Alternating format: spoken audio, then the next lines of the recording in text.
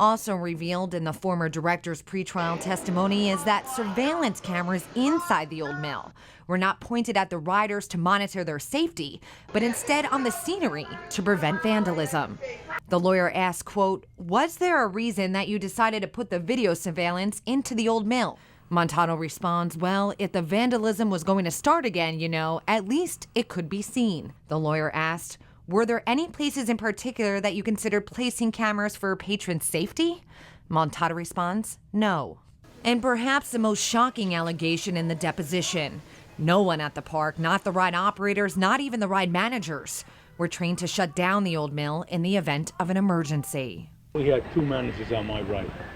And what do you think that neither one of them knew how to turn off the ride?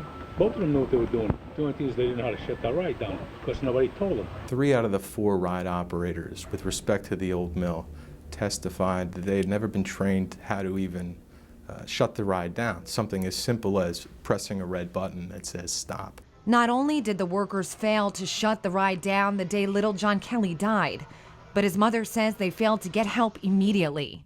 All things that potentially could have saved her son's life. This whole time, the ride was still moving? Still going. The water's still intact. Nobody from the ride picked up a phone to call anybody? Not that I could see, because there's hardly anybody there. What do you make of this? It's absolutely unacceptable for obvious reasons. There's no reconciling what happened that day. It's completely unacceptable, complete and total negligence on their behalf. Some might blame this negligence, this lack of training, on the fact that the county hired Montano and many others to run Playland, despite the fact that they had no prior amusement park experience. In Montano's deposition, Cassara's lawyer asked, quote, "Prior to becoming the director of Playland, did you have any experience in the amusement park industry?" Montano responds, "Not specifically, but I had extensive experience in government management." It's just one more thing that the park can add to their laundry list of failures, a list that makes some, like the ticket taker we spoke to, never want to go back again. I don't want nothing to do with that park, understand? What I went through with that child being killed on my ride really took the heart out of me. I haven't been back to that park yet, and I don't think I'll ever go back to that park. I want to forget about it, understand? I'm a parent and I'm a grandparent, and to see that kid picture in the papers when the trial started, and I look at my grandson, it brings back all bad memories. Let me ask you this: would you bring your grandchild to that park? No. A decision he made knowing what went on at the park at the time John Kelly died. Something the 7-year-old's mother wishes to this day she knew about before waving goodbye to her son.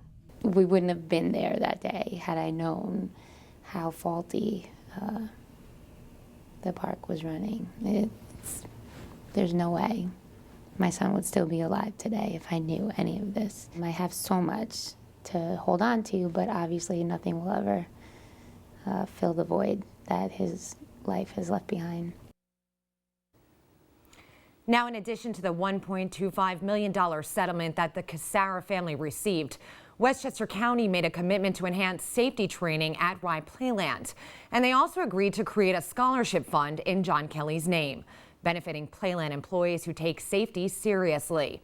Now, there were also some changes made to the Ye Olde Mill ride after the accident. The current director of Playland, Dan McBride, told us about them.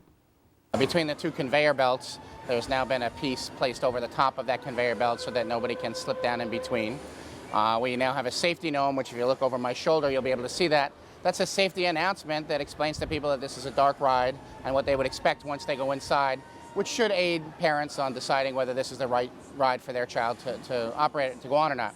And one of the things we didn't put in our parenting brochure is if you are in doubt, don't ride. So if there's anything that kind of makes you a little concerned, you shouldn't have your child go on it. In addition to that, we've alarmed all of the doors. There are 9 exits inside the old mill, so if somebody does push the bar, goes outside that exit, and alarm goes off, then our ride is shut down. Our employees are dispatched in there to find out where they are, and they're dispatched to the exits, which are behind the ride. It's quite a long ride, so there's a number of exits. In addition to that, we have a security camera which watches that area that the brake operator looks at, the area over the conveyor belt. And then in addition to that, we count the number of people that go into each boat. So each boat goes in, they'll count the number of people, making sure that same number kind of come out. Okay, Regina, I want to do some math here for a second, and I want to go back and then we'll get to today. Originally, it was 8 workers supposedly assigned to the ride, right? Correct. Then it became 4, but that day only 2 of them were working, right? Correct, yes, 2 went to go get water. Now, of those 4 that were supposed to be there, and even the 2, nobody is working inside, right? No. Okay, cameras, they were looking to make sure people didn't swipe a gnome or whatever. They're worried about vandalism, not the safety. Okay, now, did I get it right that nobody knew how to turn off the ride? So even though the kid went missing for 45 minutes, nobody could turn off the ride even if they wanted to? Not one person knew how to shut down that ride, and they all admitted that in the deposition. It's a little unbelievable, but it's the truth. Okay, now we heard obviously from the mother who lost her child there. She had some concerns. And in addition to the settlement, she also said, listen, to going forward, in addition to the scholarship, there's certain things I want. Has her concerns been met here on that ride? Have they fixed everything that she wanted? Well, I mean, you just heard a lot of the things McBride went through, a lot of the things that they fixed. But some of the main things that this mother feels could have saved her son, you could see, are not fixed. McBride said to us, there's a video camera inside the ride. There's one video camera that points now at the conveyor belt. There's no other video cameras on the inside of that ride. They said they're going to look into infrared cameras, but they're not there yet. There's also another thing. There's still only 4 people manning that ride, and all those 4 people are outside. There's nobody inside that ride manning that ride right now. And McBride says that they looked at it and they feel like those 4 people outside is all the ride needs. So these are things that the mother brought up to me that she feels could have saved her son's life if they were changed, and they still haven't been changed. Thank you very much, Regina. Now, coming up next, everyone, the politics and the price tag of running Rye Playland. Why some say a county government should not be in the business of running an amusement park. You're watching an RFL special investigation. Ride at your own risk.